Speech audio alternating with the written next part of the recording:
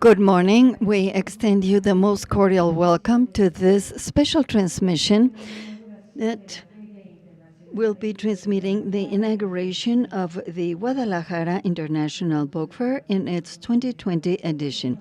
I will be sharing microphone with Belén Zapata. Good morning, Belén. Hello, Josefina. It is my pleasure to welcome you in this transmission and to greet the audience that is following us in channel 44.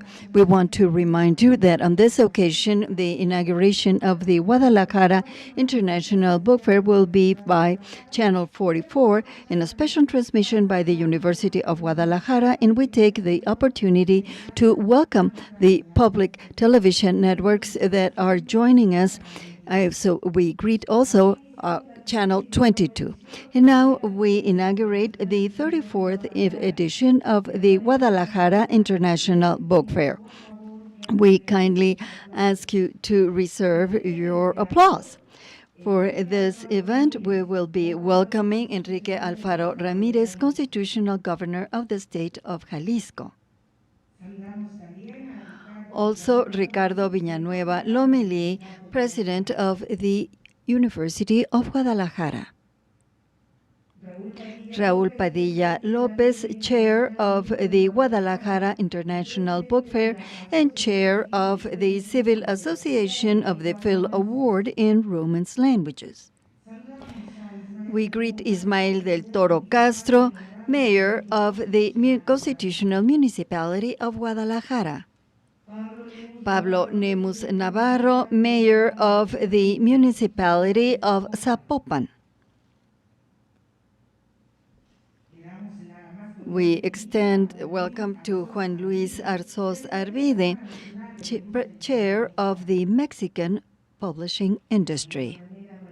Likewise, we welcome Marisol Schulz Manaut, Director General of the Guadalajara International Book Fair.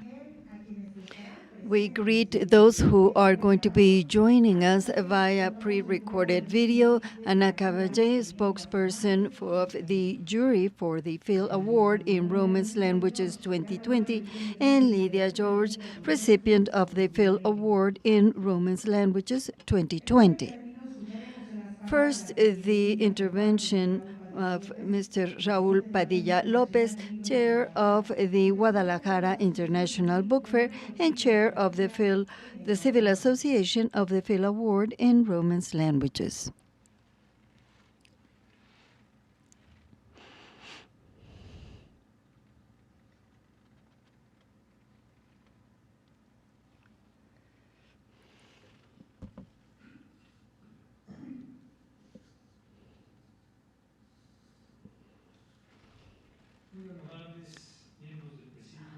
Members of the floor, dear friends joining us from different parts of the world, journalists and representatives of the media, I welcome you to this inauguration ceremony, and also I extend our appreciation for being with us here and remotely. We launch the 34th edition of the Guadalajara International Book Fair with encountered feelings. We have the same joy as every year to launch the book fair, but we're also sad because everything that has happened throughout this year. Many homes have been touched by the pandemic, and the victims have exceeded all forecasts.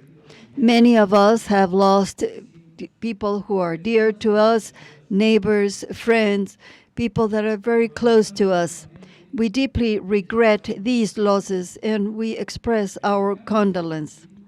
We dedicate this book fair to the memory of all of the people that have died in this pandemic. As Thornton Wilder mentioned in his novel, The San Luis Rey Bridge, the link that we have with all of those who have participated in the book fair is indestructible because it's made of love. Even though we waited until the very end before we decided to organize a virtual event, we realized that this was a major health crisis, and the University of Guadalajara provided us with very valuable information in this respect, and also the guidance of the government of the state of Jalisco led us to decision to migrate to a digital platform. Of course, this was a decision that was undertaken with a team of scientists that helped us monitor the pandemic. Now, the task of the University of Guadalajara in this respect is now being evaluated. I congratulate you, Mr. Chair, as Chair of the University of Guadalajara, for your leadership in the commitment to track this pandemic and to stay alert. Of course, this has been a learning process involving Marisol, Schulz, and all of the team in the Guadalajara Book Fair. We decided to organize a program with a wealth of keynote addresses, and we decided not to cancel the book fair because of the difficult circumstances that are now experienced in the world related to the book industry. The pandemic has had a severe impact in the world of the book, and of course it has impacted the publishing industry that had already been hit by recession. We have seen how many bookstores have been closed, how many contracts have been canceled, of the launchings that have been delayed, and the considerable losses of revenue from all of those who depend on books. Our book fair has tried to alleviate this situation by doing what she knows best, that is, linking the different elements that make the book possible in the celebration of literature, thought, and culture. You are going to be surprised by everything that we have prepared for you for this occasion. Through our website, we will open virtual meeting places. We will make available catalogs so that you can follow these multiple events through Channel 44 radio of the University of Guadalajara, as well as Channel 22 and other national and Latin American broadcasting centers. We created FIL Business, a virtual platform to house the activities of over 5,000 professionals around the publishing industry who will be holding over 1,400 meetings from their different places of origin. And through dialogues in the industry, agents in the chain for the production of books will be discussing topics of relevance for the publishing industry. We have also opened a portal for the acquisition of books online with over 9 million titles available. This year, the presence of writers, intellectuals, journalists, and international academics is without precedent. With the participation of 4 Nobel recipients and personalities such as Rushdie, Harari, Sandel, Sabater, Padura, Keret, Cercas, Mutero, Millás, Pérez Reverte, Sergio Ramirez. The list is truly extensive, and I apologize for not mentioning everyone. An act of relevance has always been the awarding of the FIL Prize in Romance languages. In this year, the recipient is Lídia Jorge, a multifaceted writer and figure of the Portuguese literature. She will be with us remotely in this ceremony. Camila Sosa Villada is the creator of the Sor Juana Inés de la Cruz, and she will be receiving this award this year. So our congratulations to both of them. The Aquino, the writer of Mafalda, and very dear friend of this book fair, will have a special ceremony under the title of No Sadness Here, with the participation of different cartoonists. FIL Thought will have the participation of over 120 guests with different workshops and dialogue sessions. The program FIL is also Science will have the participation of the recipients of the Chemistry Nobel Award, Rimsky Kamakrishna and Aaron Shikanover, as well as other renowned scientists. FIL will be the meeting place of storytellers, journalists, and literateurs in the indigenous languages of the Americas. This year, FIL Children has reinvented itself to create a new generation of readers, and the FIL Oven program will continue to invite leading authors through different conferences and opportunities for dialogue with writers. FIL Culture is live culture, and among the different events, we will host the premiere of Madame Butterfly, a production that will be taking place in the Santander building with the participation of different artists from the state of Jalisco. Ladies and gentlemen, the Guadalajara International Book Fair that we inaugurate today is, in essence, the event that takes place once a year that now is enriched by digital technologies. This is some sort of a trial to be part of this world that is more virtually interrelated. It is the book fair in evolution. We want the book fair to continue to be the focus of literature in Spanish language. The foundation of the Princess of Asturias decided to grant their award in communication in humanities to our book fair this year. This makes us proud. We know that the declarations that circulate in the social media are something that we have to leave aside. What is important is that Mexico organizes one of the leading book fairs in the world, and that is relevant for the millions of people that write and read in our language.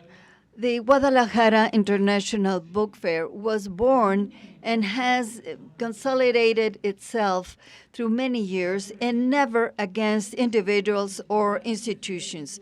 Confronted by the skepticism of those who question its success in a country such as ours, and in spite of the different perspectives of the different administrations throughout the years or those who pretend to tell us what ideas matters and what don't, or what discourse should be heard and what type of discourse should be eliminated, we have pushed all that aside because we believe that books are vehicles of freedom and enemies of any type of fundamentalism.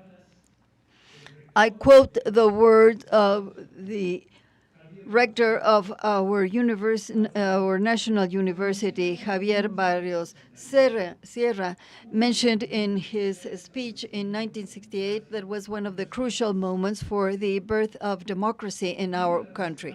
And I quote him, "Long live discrepancy, because that is the best way to serve. Long live discrepancy, because that is the spirit of the university." And feel before anything else, is a fair of universality. This year has left behind less tough lessons that we have learned. We understand the impact of the negative damage that we are causing to the environment. We have realized how vulnerable are our healthcare systems and how vulnerable are specific segments of our population. We realize how easily can institutional agreements be broken. In the domain of education, science, and culture, the crisis caused by COVID-19 worsened the decrease of the budget on the part of the federal government for culture. It is true that the public revenues have been devastated in an unprecedented manner, but we are very much concerned about this not being something temporary, but a policy that has come here to stay. There is yet time to reconsider and follow the example of other nations that have activated emergency funds to promote education, science, and culture. Not to do this and to simply let these areas suffer the impact of the crisis will compromise the development of the country and will deepen the social inequalities in our country. From here, minutes away from the inauguration of our book fair, we reiterate that culture is a vital resource for development. We hope that we may have an actual transformation, the transformation that our country deserves. Thank you.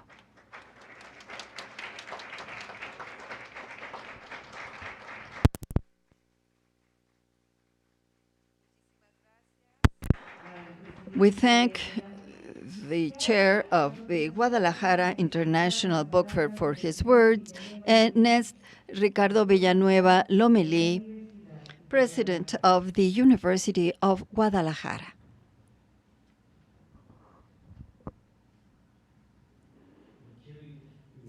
I would like to start by thanking the different networks that are joining us for this event, the different media that are joining us from their digital platforms for this inauguration.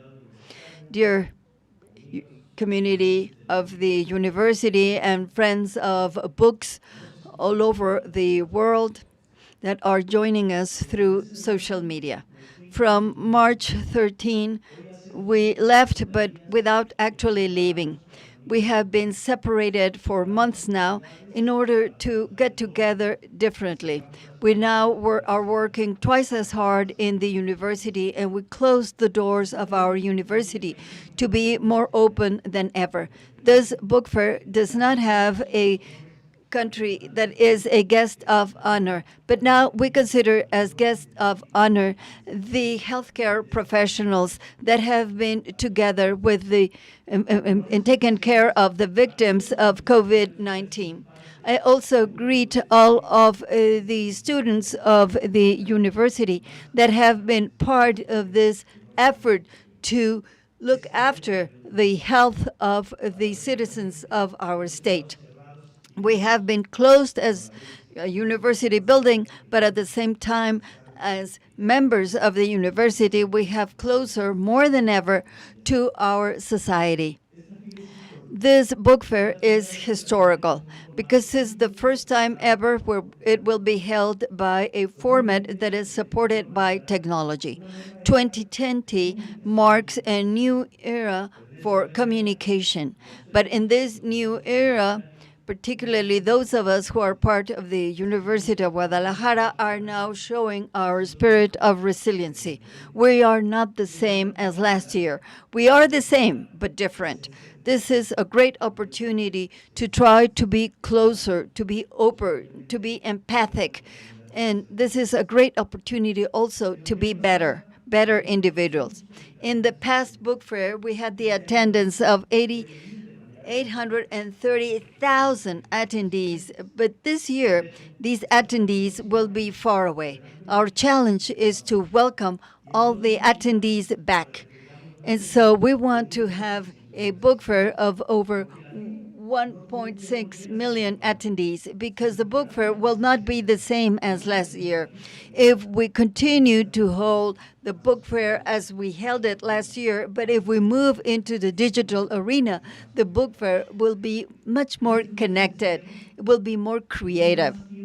In these lockdown days, we had more time than we thought we needed. And paradoxically, when we have more time, we didn't know actually what to do with this. In many cases, desperation and boredom became a routine. Now, this lockdown has led us to reevaluate what takes place in our day-to-day.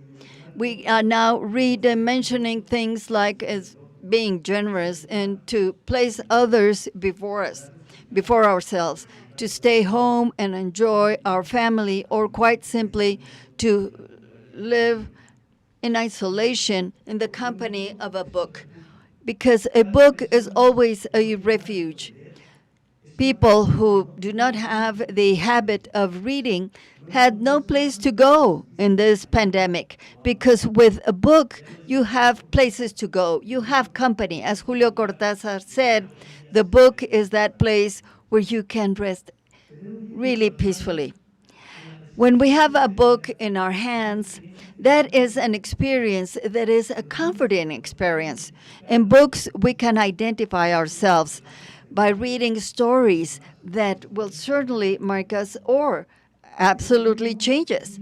To read a book is to live in time and space without limits. 1 week we can be in Macondo or be in the B612 asteroid. To live in the 12th century and few weeks later lived in the 21st century. We can imagine. We can live many experiences because books are the best company. Mafalda said that books are our best friends, and I coincide with her. In our lockdown, I have often wondered, how are we living in the world, this pandemic? And a possible answer could be that social isolation has now become magical, a space for magical friendships. We find in books that refuge where we can find a friend that does not have a need for a face mask to be with us. Let's all buy books during the book fair and make sure that we have the companionship that we need for the coming months. And let's also think about the authors, publishers that have had an impact on their economy as part of the mark of this COVID pandemic in the publishing industry. So let's contribute to a virtuous circle in which books are playing a leading role of both complicity and companionship in these fragile moments that we are undergoing as humanity. The pandemic, after so much suffering and anxiety, should leave lessons to all of us. We should all learn to respect life, not only human life. My wish is that generosity and empathy that we have witnessed in these past months may prevail forever. And to close, I would like to share with you that regarding the critical spirit of this book fair, I read an article by Luis Jorge Arnau, who said, I am kind of disillusioned by certain comments on the part of the president against the Guadalajara International Book Fair. And after having read many, many comments similar to his, that when someone criticizes the book fair, we shouldn't get mad or be disillusioned. We simply have to let FIL defend itself, and let's stand behind FIL and defend the book fair. So thank you so much for all of your support and solidarity to the Guadalajara International Book Fair that for 34 years has been open to critique, to discussion. Thank you.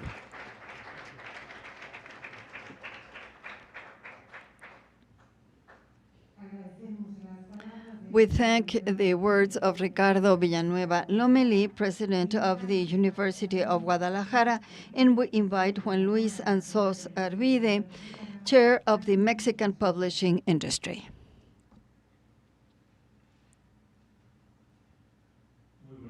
Good morning. I greet with pleasure the organizing committee of the Guadalajara International Book Fair. Thank you so much for the invitation. As every year, the publishing industry was waiting for the Guadalajara International Book Fair, which undoubtedly is the leading event of the year for the Mexican book industry because it is the most relevant fair for Spanish language, and why not say it, the most amusing book fair.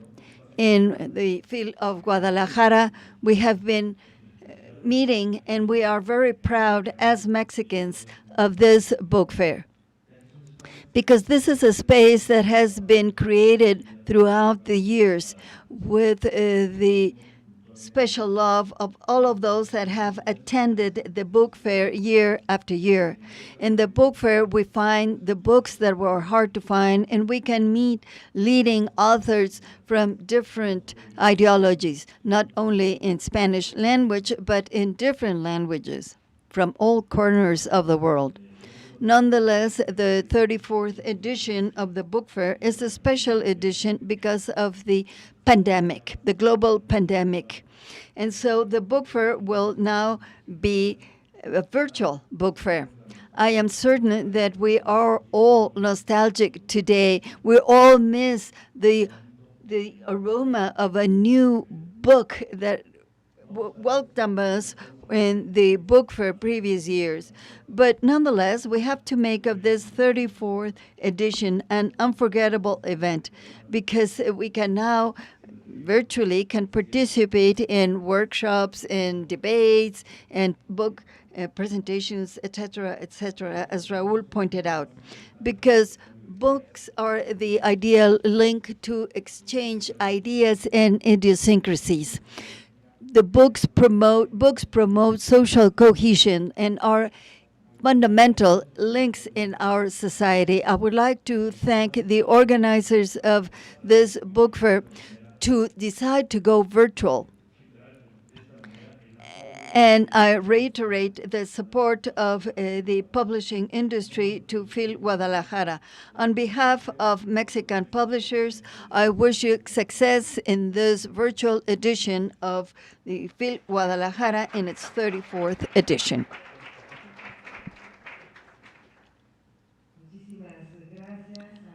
We thank Juan Luis Arzoz Arbide, chair of the Mexican book industry. And now, in this virtual ceremony of the Guadalajara FIL in its 34th edition, we will now proceed to the FIL Award in Romance languages. The spokesperson of the Civil Association of FIL Award will start.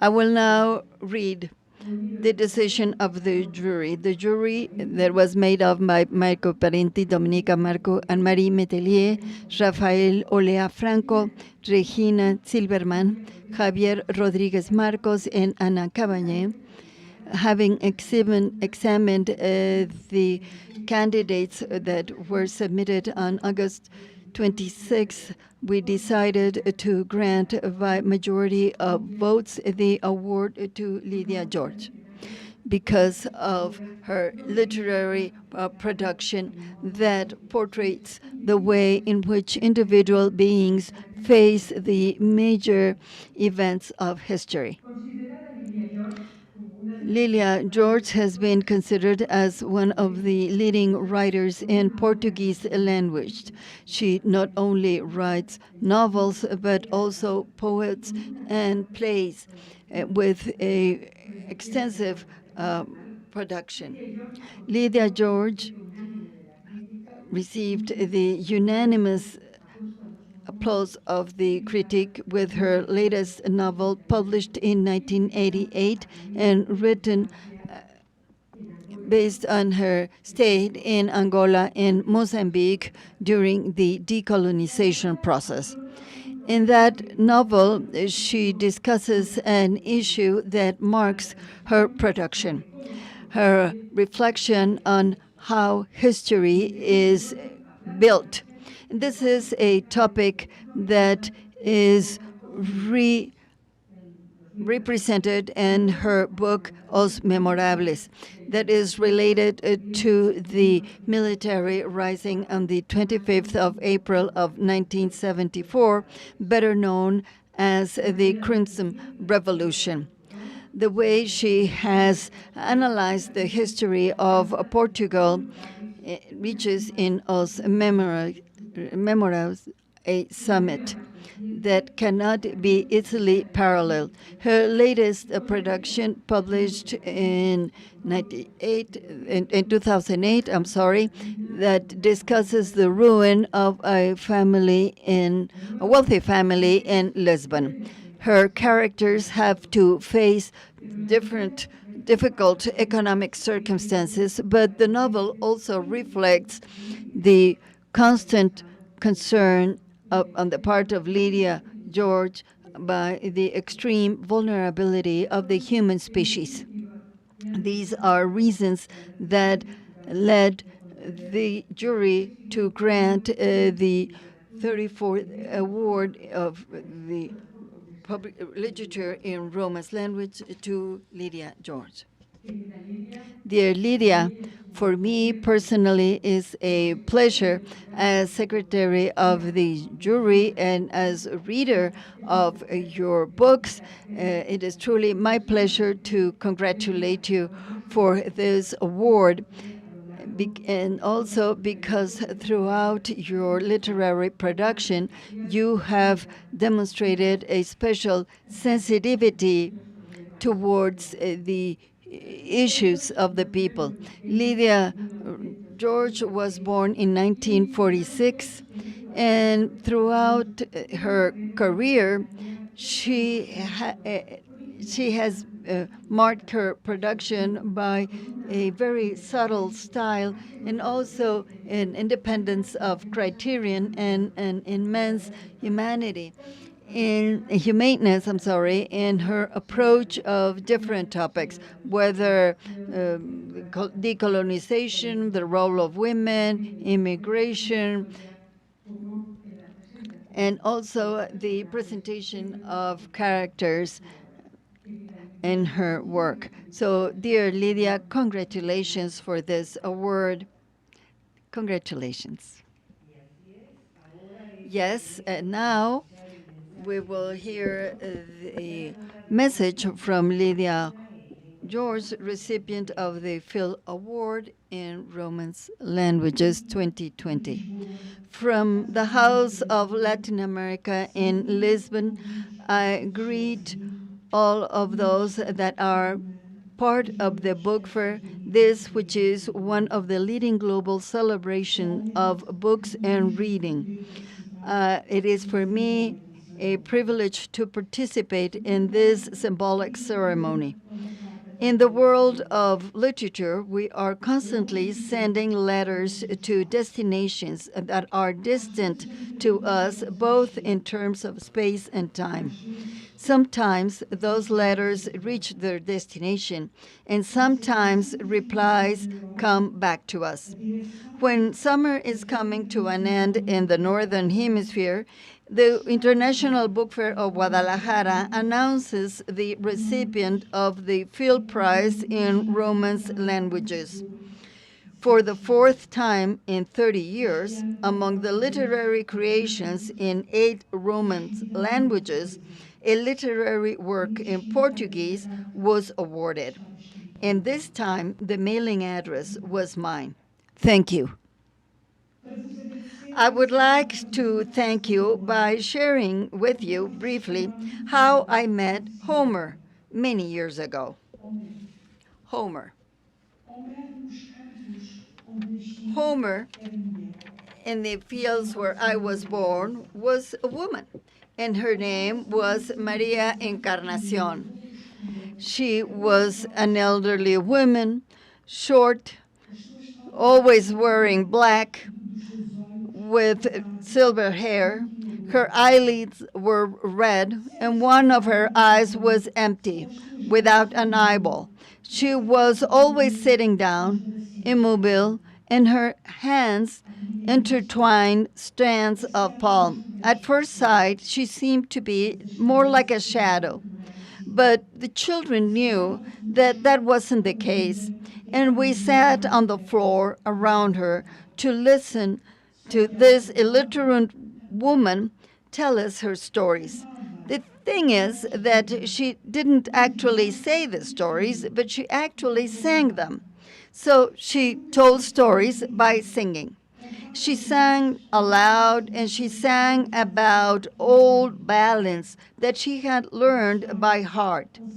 Later on, I was able to identify her narrative without intervals or pauses in traditional stories such as the Now Catrineta, the Bella Infanta, or the Vista de la Novia Difunta. And we, the children, were captivated by those stories that spoke of love, of combats, of marvelous adventures about mariners that sailed the sea. And when we got tired of her endless singing, we used to go running in the fields, flying centimeters above the ground. When she died, I saw her small head disappear under wooden planks. But I believe that I was under the light of oil lamps that for the first time that I had the idea that something in the human being could triumph over death. Years have gone by, and now I know that it was she who was the link in a chain that lasted for centuries and that now is fractured forever. And I am certain that that experience of listening to her singing stories taught me about the human species' ability to transfigurate itself. Maria Encarnación was someone that was was touched by poetic radiance, even though she didn't have the joy to know the marvel of books. She deserved to have gone to school to learn how to read and write. She deserved to have had access to poets of her own country, of Camões, Vieira, Pessoa, to read the Iliad, to read the Odyssey, the Divine Comedy, Don Quixote.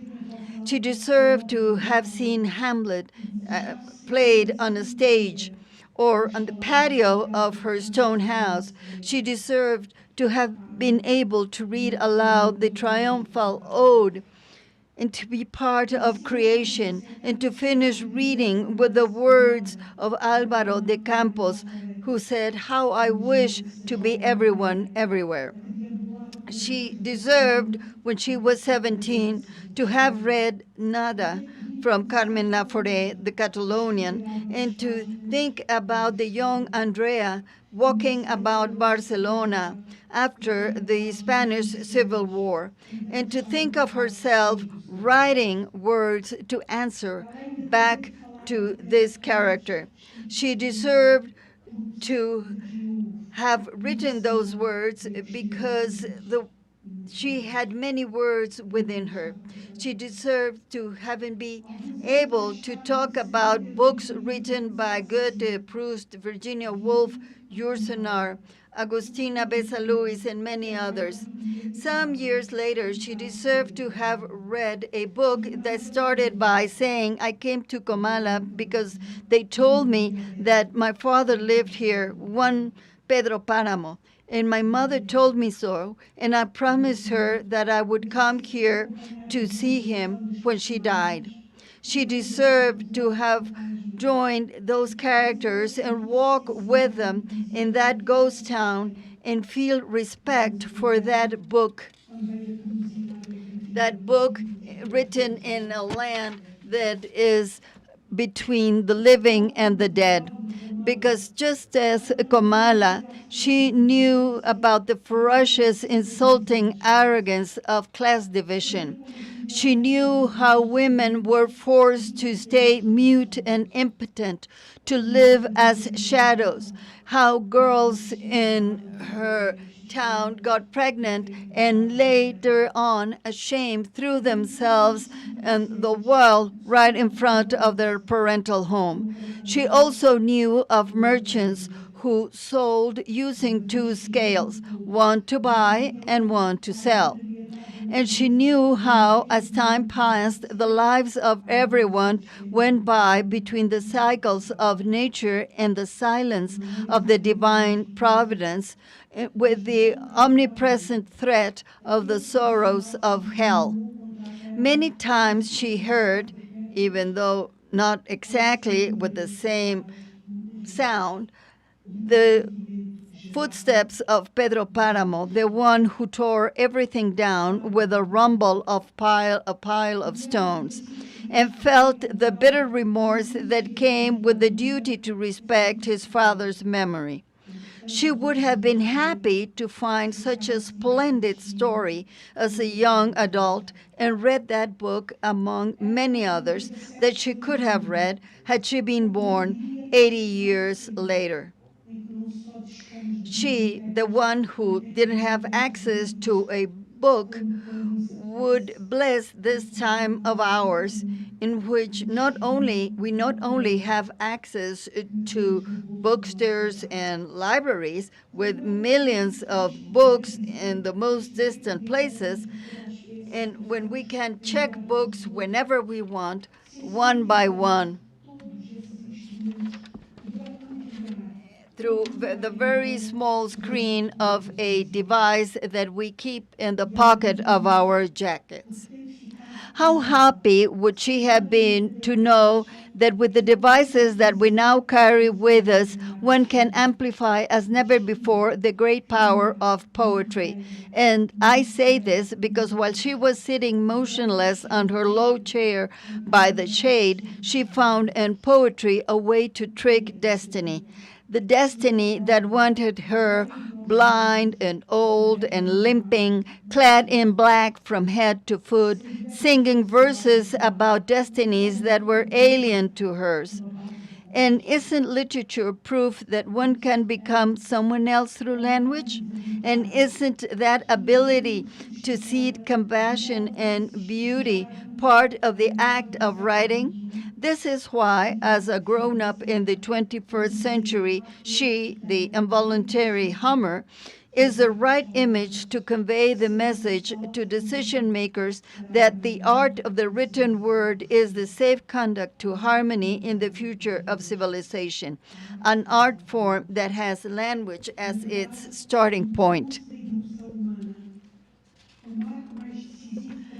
She would be understanding that in the course of human evolution, the consolidation of languages and its prodigious multiplicity is undoubtedly the most decisive link.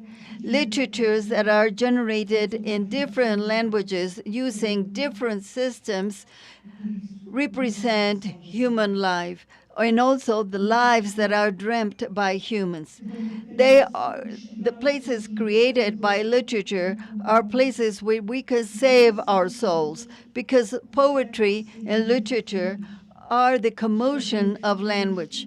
The Portuguese philosopher Eduardo Lourenço wrote about the saving power of the poetic language, saying that it is a secret experience, almost a monologue in between areas that live in twilight, where existence move forward in tiptoes so as not to hurt nor expose itself to anonymous aggressions of life.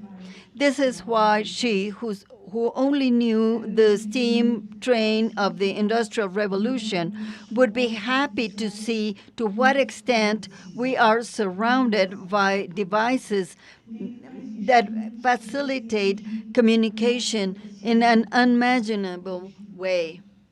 Undoubtedly, she would be marveled by the closeness of so many devices that communicate us and that are always with us and help us to stay healthy.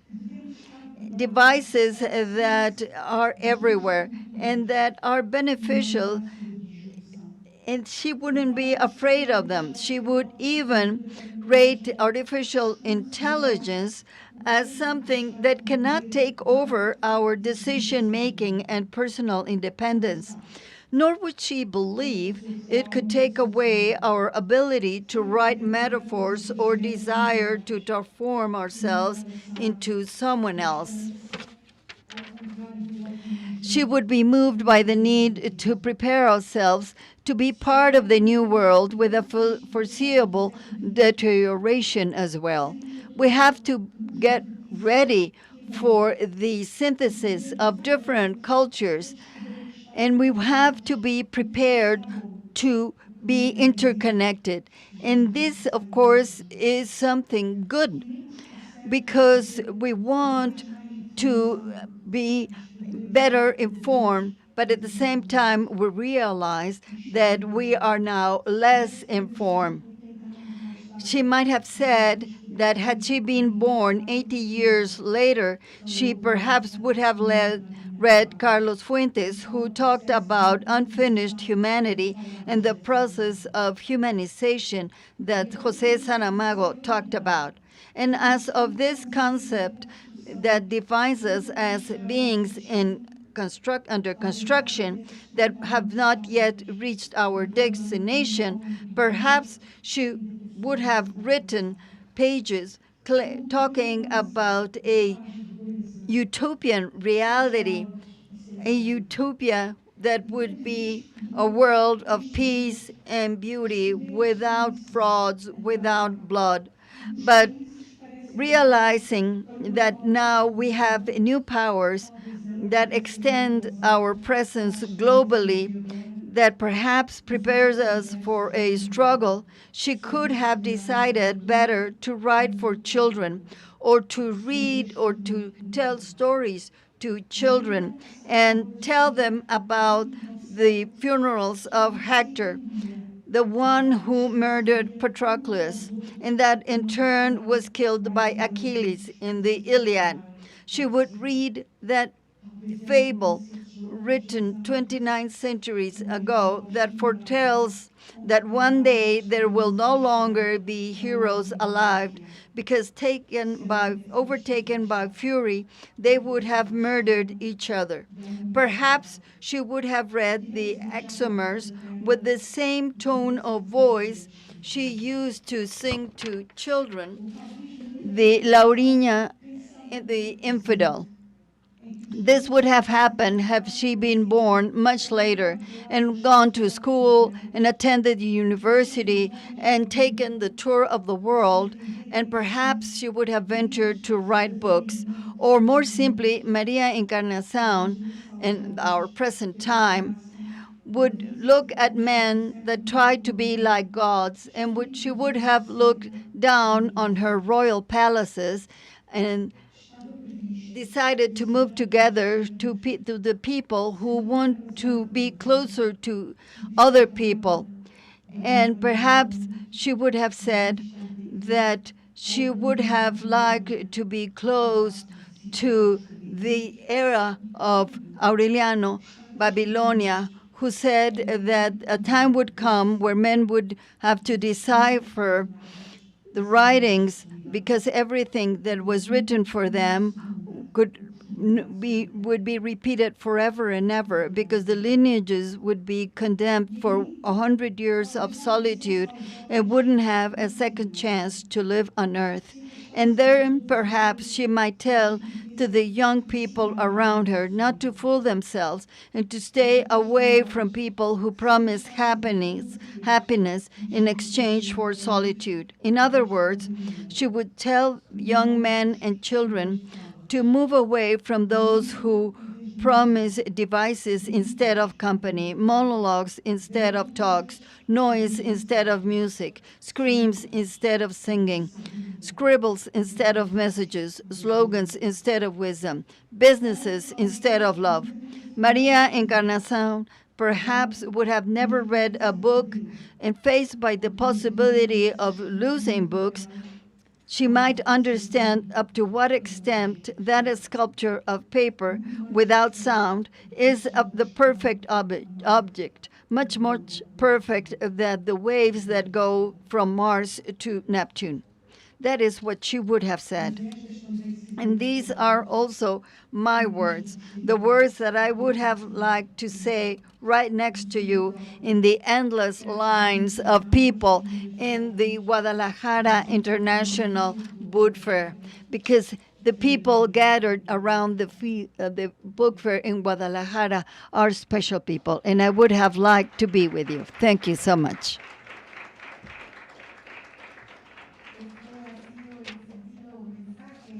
This has been the message by Lídia Jorge, recipient of the FIL Award in Romance languages. Now, the declaration of the inauguration of the 34th edition of the Guadalajara International Book Fair by Enrique Alfaro Ramirez, constitutional governor of the state of Jalisco.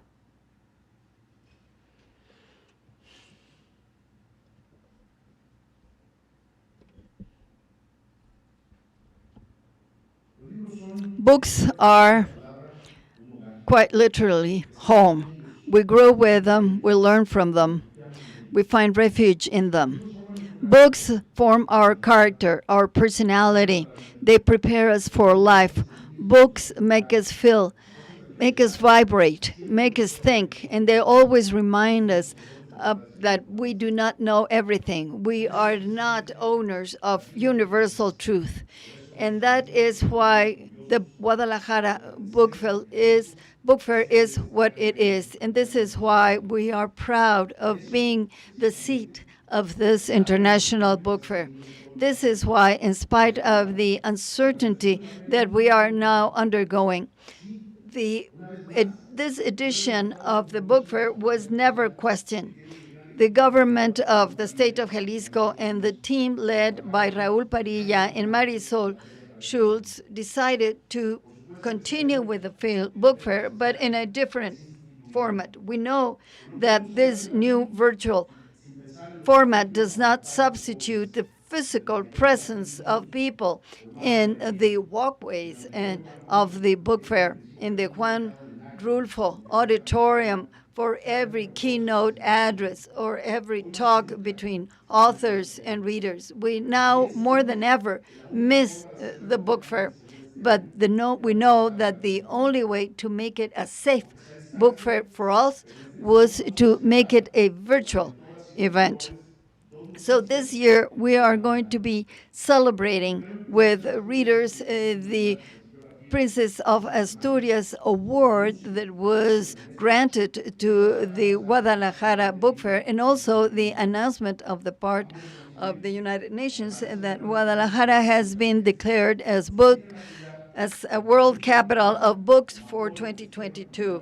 So this is very motivating, not only to the attendees of the book fair, but also for the Mexican and global book industries. So we look forward to welcome you in Guadalajara next year. But for this year, we welcome you virtually.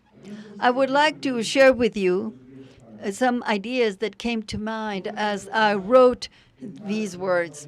I'm thinking about my father, who has had a difficult week because my father taught me to read, to love books. My father, who moved forward based on his character and his determination, always valued reading as a space to reinvent himself.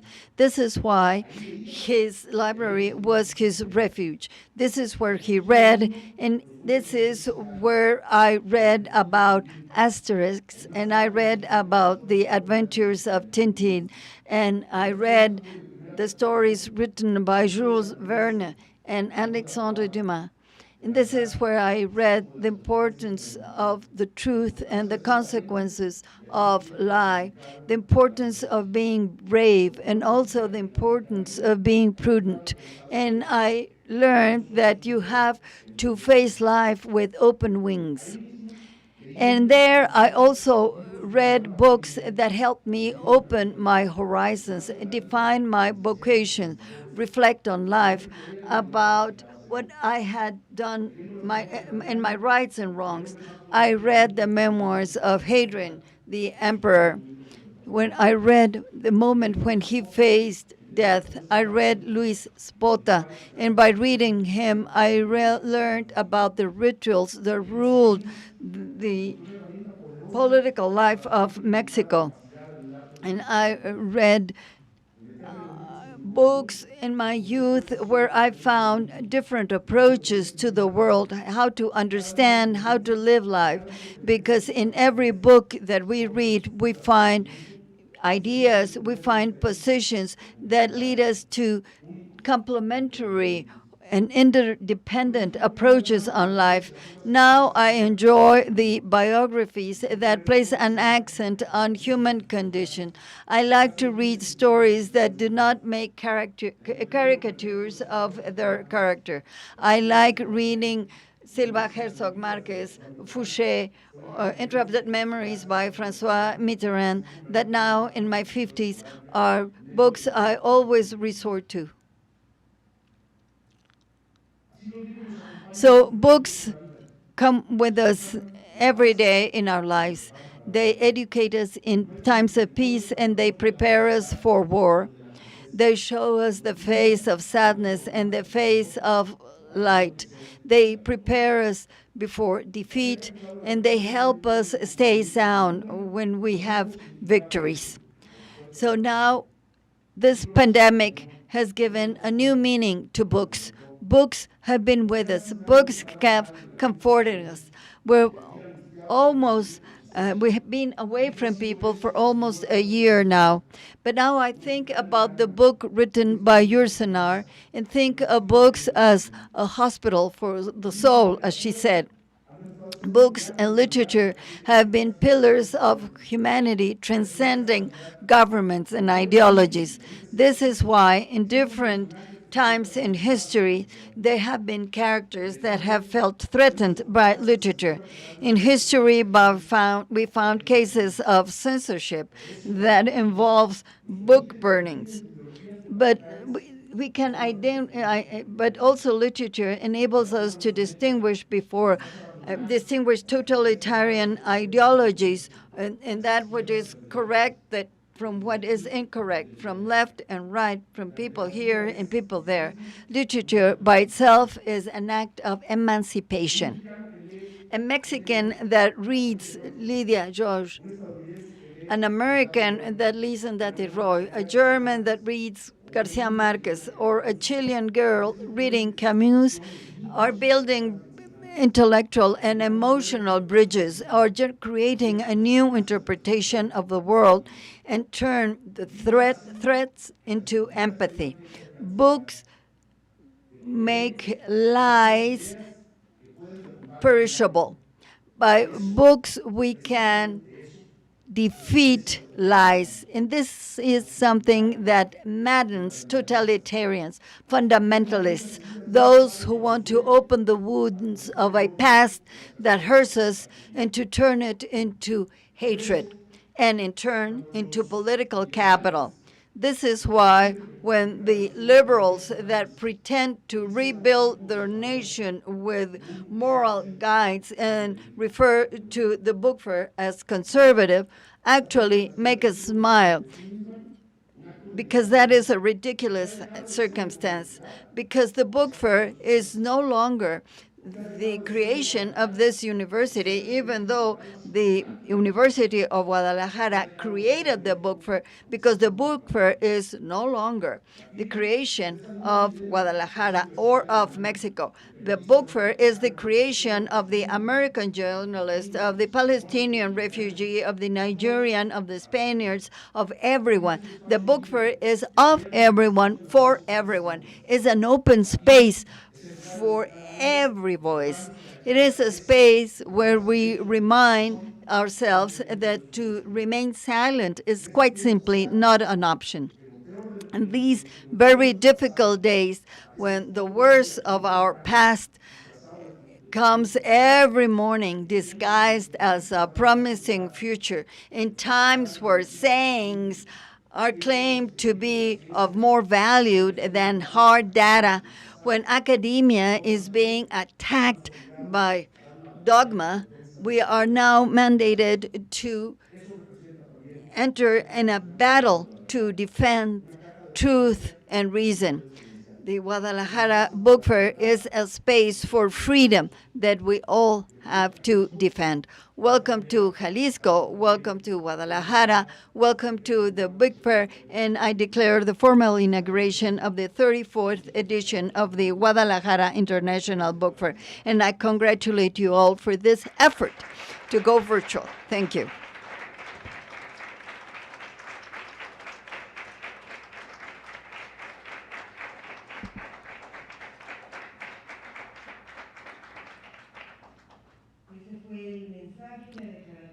This was the official declaration of the inauguration of the 34th edition of the Guadalajara International Book Fair by Enrique Alfaro Ramirez, constitutional governor of the state of Jalisco. We now close this event, thanking you for joining us in this transmission. Thank you so much. Thank you, Josefina. A pleasure to share with you this special transmission. And we want to thank the television networks of Mexico and Latin America that join us for this edition, particularly Channel 22. We are certain that this 34th edition of the Guadalajara International Book Fair will be a success within this special time that we're living in, this pandemic, but we are certain that it will be a great book fair for all of us. Yes, that is our wish, because this is a great fair. Thank you. Long live the Guadalajara International Book Fair. Thank you. Thank you all for joining us.